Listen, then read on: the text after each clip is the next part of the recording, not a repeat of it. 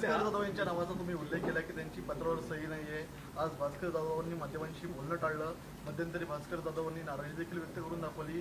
कोकणामध्ये उद्धव ठाकरे गटाला मोठं खिंडार बसताना येणाऱ्या काळात पाहायला मिळणार आहे का? मला याची कल्पना नाही. याची कल्पना आपल्याला काय भास्कर जाधवांच्या मनात आहे ते स्वतःच देऊ शकतात.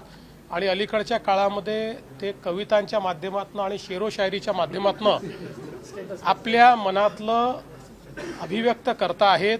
त्यामुळे त्यांचं नवीन स्टेटस जे काही येईल ते तुम्ही बघा आणि त्याच्यावरनं अंदाज बांधा.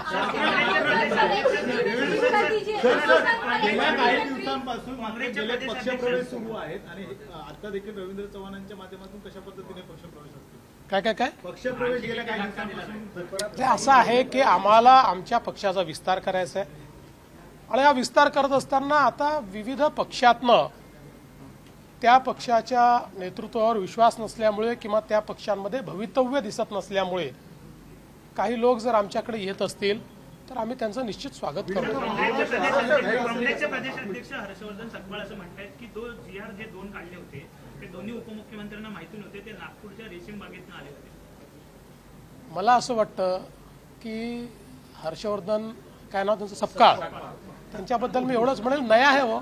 सर, बीडमध्ये अल्पवयीन मुलीवर अत्याचार झाल्याचा एक प्रकार समोर आला होता आणि खरं तर बीड बंद सुद्धा झालं होतं. 2 प्राध्यापकांना अटक सुद्धा करण्यात आली होती. आज तुमच्याकडे सुद्धा माझ्याकडे त्या संदर्भात एक निवेदन आज प्राप्त झालेलं आहे.